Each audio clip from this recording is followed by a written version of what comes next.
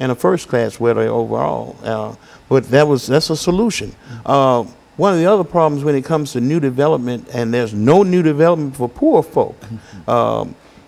If you look around this city, with all these cranes, I'll call it Crane City, with all the cranes that are going up for hotels and for all this new development, but there's no revenue, or should we say crumbs from the master's table that could trickle down in 2% or 3% that would help support new development for poor folk.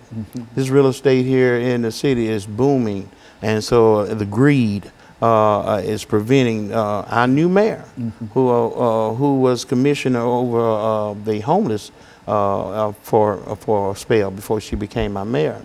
I've shared with her my concerns, but they would spend so many $1 million on a sidewalk because of a child who mother put a little posting on it saying we need better sidewalks. They jumped right on that.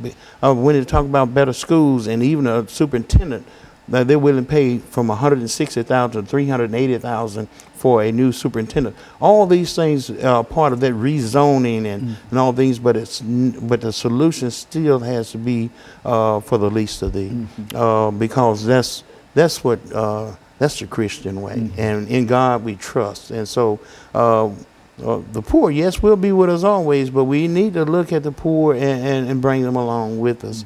The Section 8 is the slumlords. They're borrowing money and fixing up their places. Yeah, I think it was a place called Howard Garden. They advertised everybody's lease was not being renewed. That's going on all over the city too, because they're redoing their properties so where they can get that market value rent. And then you have like the Barnes funds, where they're inviting folks into the city, which is 55,000 area median income. You're talking about gentrification, the haves and the have less, not the have-nots. And so the solution to some of these problems are to be inclusive. You know, they call it integration now, you know, because of the folks who's moving back into town. But it's still a gentrification. It leaves a large number of individuals who are not as wealthy or fortunate, as financially able, yes, and even Section 8, which at one time was able to sort of provide funds for individuals to rent out support that. These, yes, sir.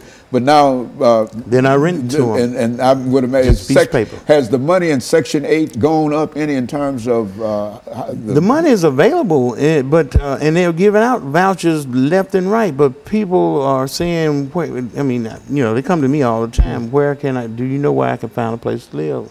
I'm saying, I'm sorry, that's a nobody problem. Can afford none of the owners. Well, they're not renting to Section 8 folks. Section 8 folks. They're renting to these folks, and they're being compensated 20% by the Barnes funds with their have less. You know, but what about the have-nots? The $9,000, $18,000 a year incomes.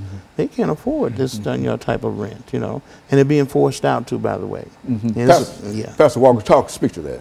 Yeah, you know, when you talk about the poor, and people need to understand, we're not talking about just people just broke, don't have any money, you know, and we talk about affordable housing, you know, housing that people